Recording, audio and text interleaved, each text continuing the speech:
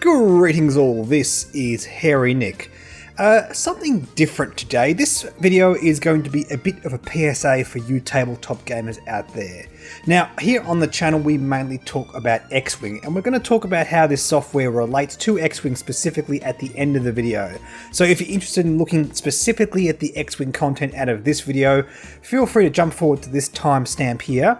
Also, yes, we're going to talk about how we are able to play Xwing online using Tabletop Simulator, but this video is not going to be an in-depth guide onto how to use the particular mod that I'm going to use in this video. That demonstration already exists somewhere else on YouTube, so click this annotation up here if you'd like to see that. For the rest of you, let's talk about this piece of software, because I think it's very important that definitely everyone that subscribes to my channel, and indeed people who play tabletop game in general, should know about this, because Tabletop Simulator offers something very, very important. It helps us overcome the biggest issue in the world of tabletop gaming, and that is the fact that you have to be physically present at an LGS or at somebody's house with all your gaming content. You have to turn up if you're playing like Star Wars, Legion or Warhammer with an entire army. Xwing, you need to bring all your ships, all the tokens, all the dice. If you want to play TCGs, you've got to bring all your cards and that kind of stuff. And look, here in 2019, that's not always the easiest thing. Accessibility is key in this day and age, and this piece of software helps to overcome that. Now, what this program is not is a substitute for just playing those games. It's not like you're just there in the room with someone else. This is not like better than owning a board game and having people over for it. But if you want to play a board game against someone from a long distance, say you're on the other side of the country or even in different countries, this is a fantastic resource to have. Let me show you the kind of things you can do here. Basically what you do is you open up this sandbox kind of environment and you choose a game. Now, Tabletop Simulator comes with a few built-in games. For example, let's get out a Mahjong table just to show you guys. And this is what you're presented with. You rotate around using the right click on the mouse and dragging like so. You WASD or WASD to have your vertical and horizontal movement, and you scroll with the mouse to zoom in and out. So you do get used to this. It feels a bit awkward to start out with, but it's almost mapped and sort of puppeted like a first-person shooter, if that makes any sense. And simply, you have all the game elements on the table in front of you, and you see as you hover over things, you can interact with them. Press R to roll, for example, when you're on a dice. You can press F to flip something upside down. Excuse me, I don't know how to play Mahjong, so I don't know what I'm doing here. But you can reveal symbols and cards and whatever. And no, these are not part of a deck, so I can't shuffle these. But like you would with anything else on a computer, click and drag to move stuff around. And for the majority of these kind of basic games like Mahjong, chess, checkers, even things like solitaire. In fact, let's just bring up a card game just to show you guys. Here's a game of solitaire, for example, and it automatically generates something for us. With cards, you have a deck, for example. You can shuffle it. You can pick up a card, flip it over. Whenever you draw something off a deck, it always brings off one at a time. If you put it back on the deck, it pops it back in. You can shuffle them back in and reveal other things. And basically, that's all you need to do to play a game like solitaire or poker or whatever. But things do get a bit more interesting when you have a look at some of the user content being put into this game.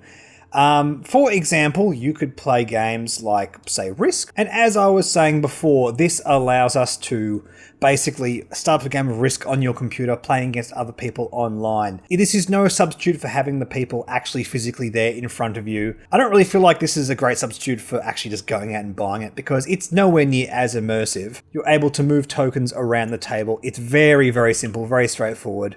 The controls for this basic kind of stuff is not cumbersome at all. And at the end of the day, you can rage flip the table and nobody gets sad. You can also undo anything that you do, which is really, really handy. Also, on that note, if your game crashes, you can always reload to the last place you were, which is very, very handy when you're like hosting a game of Xwing or something like that. I've just had a look at some of the things you can download from the Community Hub store. This is actually quite a handy one. Hero Quest was the original sort of Warhammer fantasy RPG that used minis. Now, this one's a little bit weird because it wants to download random things from a server somewhere, but just get rid of that dialog box and it seems to work fine. I'm not sure. It all comes down to people that built these mods. But basically, you have everything that you need to play a game of Hero Quest, which is something that you just can't go and buy off the shelf. Also, and I have no idea how the creators did this, these are actually animated figures, and as you move them around, they actually walk. Like so, which is just so cool.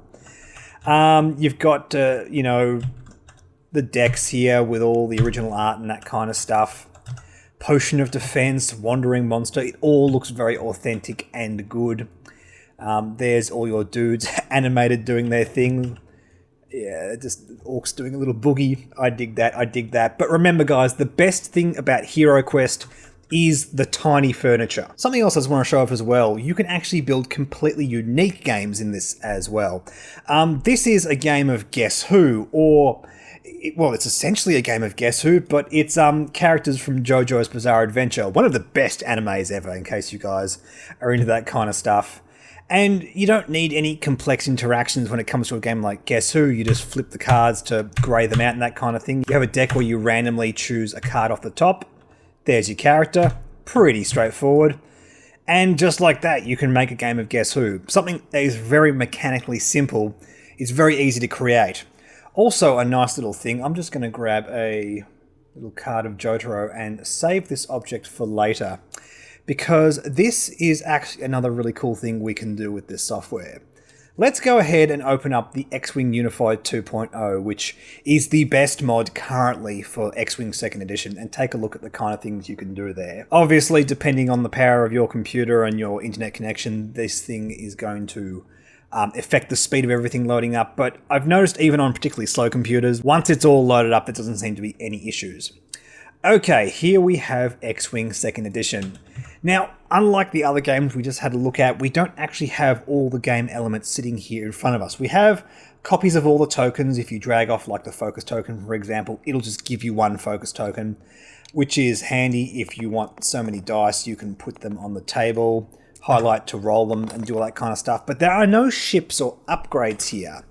And the way you get that is we actually have a spawner. And basically this allows you to input your Xwing lists and it will generate all the ships and tokens and cards and parts and all that kind of stuff here in front of you to play with. The only issue is you do have to use FFG's official squad builder. I know it sucks. I wish these guys would make it so they could use the XWS code of something like yet another Squad Builder 2.0. That's something I really hope that gets added into this software at some point. But for the time being, let's get a list out of the FFG Squad Builder and plop it into here. Okay, here's something very simple. If you take a look at the screen here, I have a list with Han Solo, IG-88A, and 4 LOM, for example. Now, the link up here takes you to this unique list. You can share this particular link with anyone, as long as it says save squad and there's this big long dumb code after it. You can save this and send it to people so they can view it themselves. Also means we can copy that, jump back into Tabletop Simulator. We go here, we paste the link, and we load the squad. And just give it a second. There we go, letting the models load in.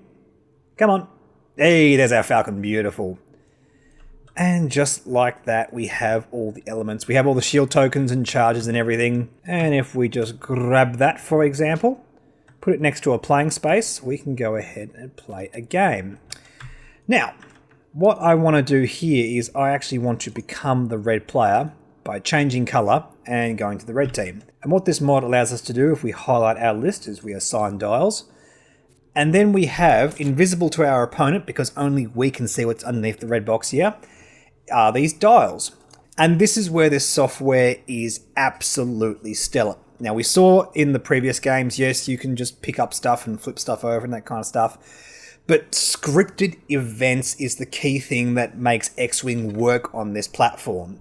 Now, if you wanted to, for example, plop down your Millennium Falcon and you go, oh, I want to do like a 2-hard this way, I could grab a 2-hard template and, you know, try and get it in the guides, but it's such an inexact art, doesn't quite fit in the nubs, and we pick this up and do this kind of thing, and Everything's moving while we're trying to do it. It's not like we can, do the one finger technique like we do in real life. That's cumbersome and dumb and doesn't really work all that well. What we want to do, we're just going to get rid of you, is we want to place our ships at the start of the game like you would.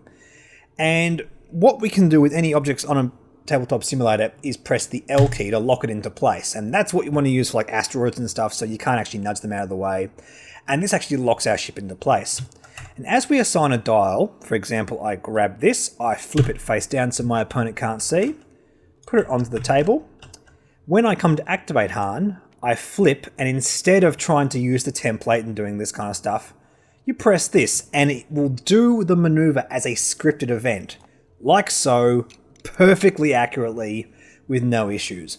Also, yes, we have all our actions here. You can get stress tokens, remove stress tokens, get a focus token, all that kind of stuff. Also, we can boost, which is something the ship can do, like so. All that kind of stuff. We didn't mean to boost, that was a mistake, a misclick. We just go back, for example, when it wants to load up. There we go. It freaks out a little bit when you undo sometimes. It depends on the complexity of what you did. But basically, this is able to do Xwing maneuvers far more accurately than you and I could actually do on the table. And that's the key thing which makes this program fantastic.